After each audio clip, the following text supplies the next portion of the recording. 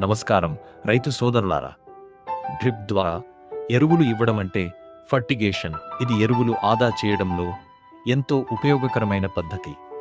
అయితే ఏ ఎరువు, ఎంత మోతాదు, ఎప్పుడు ఇవ్వాలి, ఏ ఎరువులు కలపవచ్చు, డ్రిప్పర్లు మూసుకుపోకుండా ఎలా చూసుకోవాలి, ఇవన్నీ తెలియకుండా ఫర్టిగేషన్ చేస్తే ఎరువులు వృధా అవుతాయి, ఖర్చు పెరుగుతుంది, ఆశించిన దిగుబడి కూడా రాదు. ఈ వీడియోలో ప్రతి రైతు తప్పనిసరిగా తెలుసుకోవాల్సిన ఫర్టిగేషన్లోని ముఖ్యమైన సూత్రాలను ఒక్కొక్కటిగా తెలుసుకుందాం. ఫర్టిగేషన్ ప్రారంభించే ముందు ఈ 3 విషయాలను తప్పకుండా పరిశీలించాలి. మొదటిది పంట. ఏ పంట ఏ ఎదుగుదల దశలో ఉంది, ఎంత దిగుబడి లక్ష్యంగా పెట్టుకున్నాం, దీనిపైనే ఎరువుల మోతాదు ఆధారపడి ఉంటుంది. రెండవది నేల స్వభావం.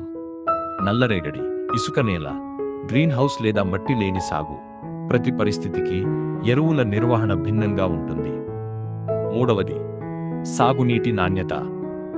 నీటిలో కాల్షియం, మెగ్నీషియం, ఇనుము లేదా అధిక లవణాలు ఉంటే కొన్ని ఎరువులతో ప్రతిచర్య జరిగి అవక్షేపాలు ఏర్పడతాయి. దీంతో డ్రిప్పర్లు మూసుకుపోయే ప్రమాదం ఉంటుంది. ఫెర్టిగేషన్లో సరైన పరికరం, సరైన ఎరువు ఎంపిక కూడా అంతే ముఖ్యమైనది.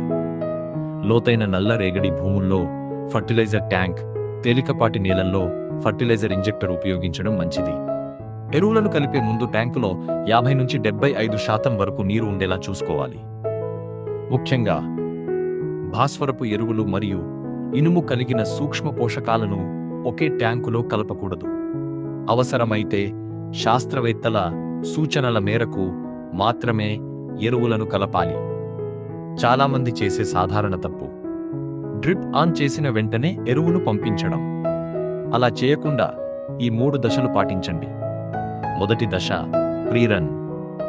ముందుగా కొంతసేపు కేవలం నీటినే పంపాలి.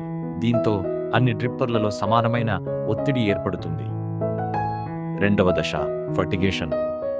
ఒత్తిడి స్థిరపడిన తరువాత మాత్రమే ఎరువులను పంపాలి. ఫర్టిగేషన్ సమయం ఎప్పుడూ మొత్తం సాగునీటి సమయం కంటే తక్కువగా ఉండాలి. మూడవ దశ పోస్ట్ రన్. ఎరువులు పూర్తయ్యాక మళ్ళీ కొంతసేపు మంచి నీటిని నడపాలి.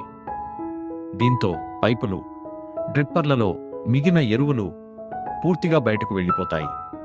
అయితే మరీ ఎక్కువసేపు నీరు నడిపితే పోషకాలు వేర్ల పరిధిని దాటి లోతుకు వెళ్లే అవకాశం ఉంటుంది. అందుకే సూచించిన సమయానికే పరిమితం చేయాలి. ఫెర్టిగేషన్ ద్వారా పోషకాలను తక్కువ మోతాదులో తరచుగా అందించడం ఉత్తమ పద్ధతి. ప్రతిరోజు ఇవ్వడం సాధ్యం కాకపోతే వారానికి కనీసం 2 సార్లైనా ఇవ్వండి. ఈ చిన్న చిన్న సూత్రాలు పాటిస్తే ప్రతి రూపాయి ఎరువు మొక్కకు పూర్తిగా ఉపయోగపడుతుంది. పంట ఆరోగ్యంగా పెరుగుతుంది. నాణ్యమైన అధిక దిగుబడులు పొందే అవకాశం పెరుగుతుంది.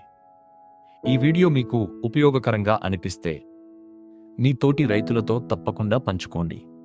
ఇలాంటి మరిన్ని వ్యవసాయ, ఉద్యాన సాంకేతిక సమాచారానికి ఈ ఛానల్ను లైక్ చేయండి, షేర్ చేయండి, సబ్స్క్రైబ్ చేయండి.